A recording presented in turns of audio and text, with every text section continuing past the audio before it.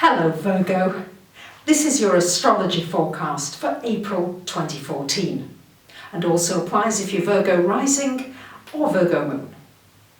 As I said in the general predictions for 2014, April is a power month. It's when so many things are going to be happening in the heavens. So let me break down exactly what I think is going to be happening for you Virgos.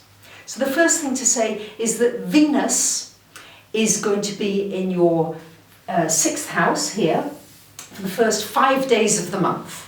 So this Venus is just helping you a little bit in the workplace. If you need to speak to somebody, maybe in authority, and you need to come over in a good way, this Venus will help you. Venus also in the 6th house of health might make you want extra sweet things. So you might just want extra chocolates or something, just emotional, sweet things to soothe you. So you might want to exercise instead or earn it in a different way. After that, on the 6th of the month, Venus goes into your 7th house of relationships, joining Neptune, who is already there, and Mercury is there just until the 7th. So this Venus in your 7th house here, this is a wonderful time for those of you single to get into a new relationship, to meet somebody new, to find somebody that you just feel that heart connection with, a gentle, easy flowing connection.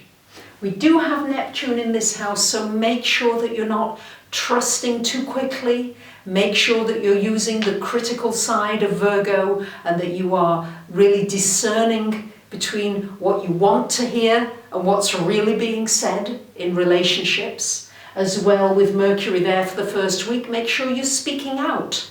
But also be aware that with Neptune there, people might not exactly hear what you're saying. So be prepared to say it in different ways and don't get frustrated if they keep coming back to you and say, "What was that you said?" So the Neptune there as well, of course, has the potential to bring you somebody very special, a very spiritual person that you feel that deep heart connection with. On the 8th of the month, we've got Mercury coming up into your 8th house, and it's joining the Sun and Uranus. So this Mercury in the 8th house, this is a wonderful time for studying anything involving psychology, getting to the workings of the mind.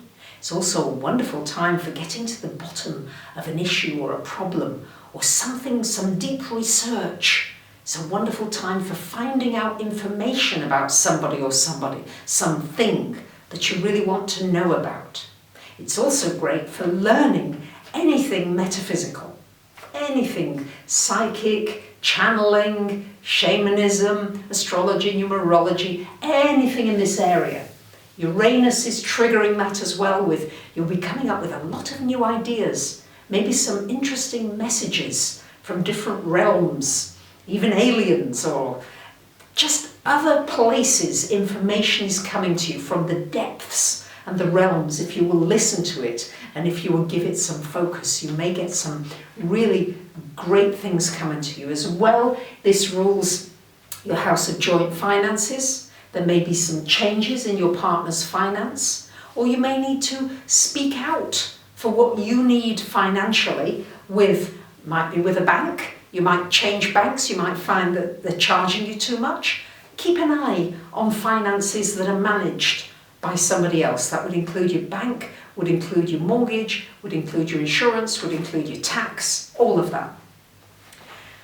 I did say it's a big month and it's the eclipses season. And on the 15th of the month, we have got a lunar eclipse in Libra. And this is happening in your 2nd house of finance. So this lunar eclipse here in Libra, happening in the house of finance. So I've already said there's a lot going on in this whole financial area. So remember that eclipses, they start to take effect about 3 months before, and they can last for up to 6 months afterwards. So I'd say to you Virgos, you're going to have a lot of things happening in the area of finance. Maybe some re-evaluating about how you earn money, how you value money, how you treat money, your attitude towards money. All of these things, and especially with Mars going retrograde all of this month as well, a chance to reevaluate how you earn money and how you spend your money, and also how you value yourself. Are you valuing what you do enough? Are you using your talents to make money? Are you making your talent more important than the making of the money? If you put the money first, it's never the best place, never works the best. If you put the love of what you do first, there's usually a way to make money from it. And that's maybe what this full moon lunar eclipse in Libra may trigger for you. I've been talking about this Cardinal Grand Cross, and yes, it's very strong this month, especially between the 20th and the 25th of the month. This is when it's all at this magic 13-degree level, and here is this Grand Cross for you, Virgos. It's a very powerful aspect because it makes you look at so many areas of your life. It will shake up areas that have gone stagnant, where you're in a rut, where you've not been moving enough. So for you, I've already talked about the financial situation. That will certainly need some re-examination and maybe some restructuring. As well, you're going to be looking at your unique gifts. What are you doing with your unique gifts? Do you even know what they are? Maybe it's time to really find out, to work on it, to go deeply into finding out what your gifts are, and to develop them more, to develop your potential. Retiring, what's this thing with retiring? I think it's much more exciting to keep going and to keep exploring what you can do. There is no limit to the human potential, but the chart shows where those gifts are. Explore your gifts. The Jupiter up here in your 11th house, it wants you to widen your social circle. Not just stay focused with what you're comfortable with, but widen out. Experiment, meet new people from different walks of life that you maybe wouldn't normally associate with. That will be something to do during this whole time that this Cardinal Grand Cross reaches a kind of a climax in April. Then, that's not all. On April the 21st, the Sun moves into your 9th house. Mercury on the 24th of April joins the Sun. And on the 29th of April, we have a new moon, solar eclipse in Taurus, 8 degrees of Taurus, lighting up this 9th house for you. So this 9th house, Virgos, is all about your education, your higher education, your higher learning. It's shining a light on that. Are you learning more? And if so, what are you learning? Maybe it's time to learn a new language. With an eclipse there, it tends to change a whole way that you've seen your life in that life area. So maybe it's time to travel. Maybe you've wanted to travel, but you've not given yourself permission to do it. Maybe it's time to do some business internationally. Maybe, excuse me, maybe it's time to connect with people and to publish something. This is the house of publishing. It would be a wonderful time to think about publishing that book, writing that book, publishing that book, communicating with people on a wider scale. It's also looking at your beliefs.